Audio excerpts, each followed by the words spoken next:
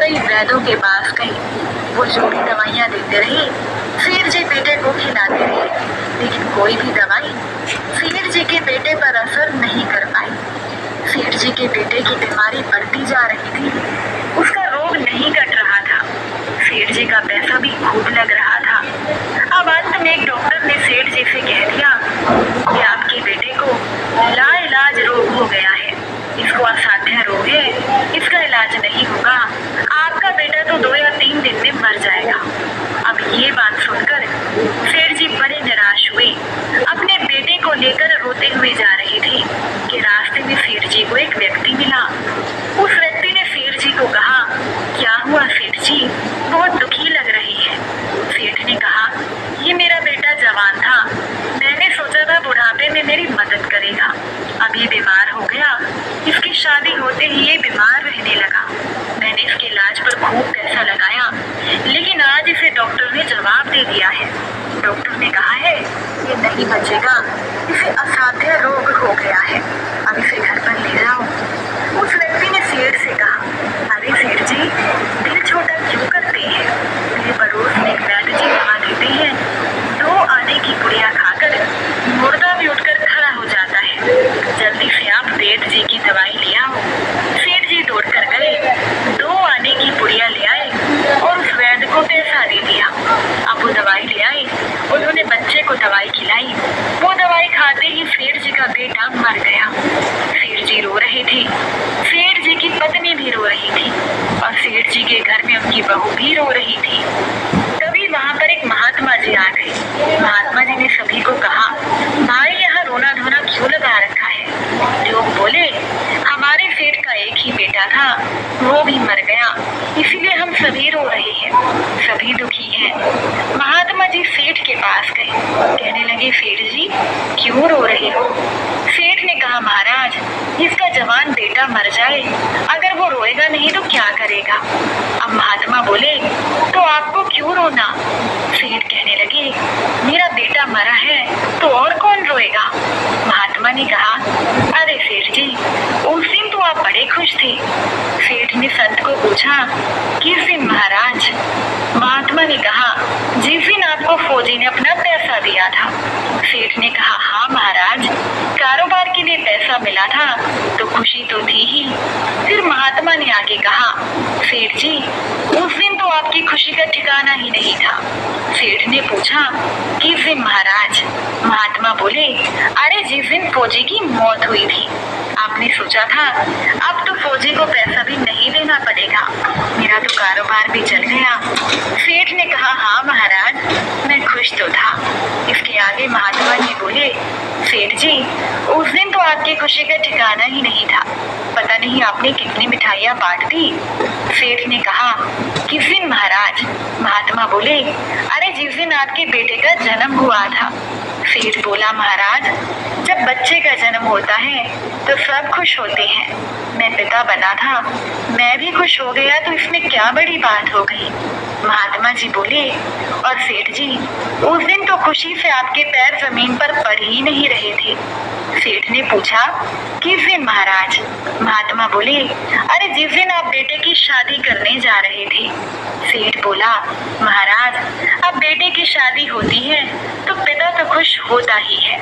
फिर आगे महात्मा जी बोले, अरे सेठ जी, जब इतनी बार खुश हो लिए तो जरा सी बात के लिए रो क्यों रहे हो। सेठ ने कहा, महाराज, जिसका बेटा मर गया, क्या ये जरा सी बात है। महात्मा बोले, अरे सेठ जी, ये तुम्हारा बेटा नहीं, ये तो वही फौजी है जिसका पैसा तुमने खा लिया था। वही फौजी पैसा लेने के लिए तुम्हारा बेटा बनकर आया था।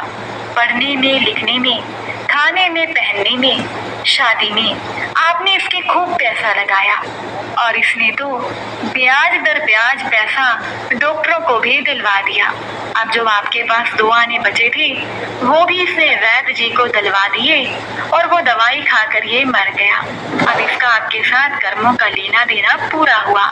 सेठ जी ने कहा, महाराज, चलो मान लिया जाए, मेरे साथ तो इसका कर्मों का लेन देन था, मेरे साथ जो हुआ सो हुआ, लेकिन जो मेरी जवान बहू है वो घर में रो रही है, उसके साथ ऐसा क्यों हुआ, उसकी क्या गलती थी? महात्मा बोले, सेठ जी, ये लड़की, ये वही है जिसने अपनी जवानी में उस फौजी को धोखा दिया था। इसीलिए अब वही फौजी इसका पति बनकर आया और उसने भी इसे धोखा दे दिया। इसके साथ भी उसका कर्मों का लेना देना था, जो आज जाकर पूरा हुआ। साथ संगत जी, हमारी जिंदगी में जितने भी लोग होते हैं, हमारे दोस्त, हमारे सभी रिश्तेदार, इन सभी के साथ हमारे कर्मों का लेन देन होता है। और जब हमारे कर्मों का हिसाब किताब पूरा हो जाता है तो वो हमें छोड़कर चले जाते हैं और इस दुनिया में हम जैसी भी जिंदगी जी रहे हैं, मतलब चाहे हम सुखी हैं चाहे हम दुखी हैं, ये सब भी हमारे कर्मों का ही खेल है। एक बार की बात है कि भगवान शंकर जी माता पार्वती के साथ भ्रमण पर निकले। रास्ते में उन्होंने देखा कि एक तालाब में कई बच्चे तैर रहे थे, लेकिन एक बच्चा उदास मुद्रा में बैठा था। पार्वती जी ने शंकर जी से पूछा, ये बच्चा उदास क्यों है? शंकर जी ने कहा, बच्चे को ध्यान से देखो। पार्वती जी ने देखा, बच्चे के दोनों हाथ नहीं थे, जिस वजह से वो तैर नहीं पा रहा था। माता पार्वती ने भगवान शिव शंकर से कहा, आप अपनी शक्ति से इस बच्चे को हाथ दे दो ताकि वो भी तैर सके। शंकर जी ने कहा, हम किसी के कर्म में हस्तक्षेप नहीं कर सकते, क्योंकि हर आत्मा अपने कर्मों के फल द्वारा ही अपना काम अदा करती है। पार्वती जी ने बार बार विनती की। आखिरकार भगवान शंकर ने बच्चे को हाथ दे दिए। वो बच्चा भी पानी में तैरने लगा। अब एक सप्ताह के बाद भगवान शिव शंकर पार्वती जी के साथ फिर से वहां से गुजरे।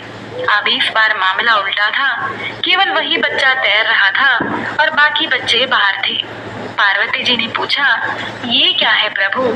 भगवान शिव शंकर ने कहा, ध्यान से देखो पार्वती। जब उन्होंने ध्यान से देखा तो वो बच्चा दूसरे बच्चों को पानी में डुबो रहा था, इसलिए सब बच्चे भाग रहे थे। शंकर जी ने जवाब दिया, पार्वती, हर व्यक्ति अपने कर्मों के अनुसार फल भोगता है। भगवान किसी के कर्मों के फेर में नहीं पड़ते हैं। उसने पिछले जन्मों से हाथों द्वारा यही काम किया था, इसीलिए उसके हाथ नहीं थे। हाथ देने से पुनः वो दूसरों की हानि करने लगा है।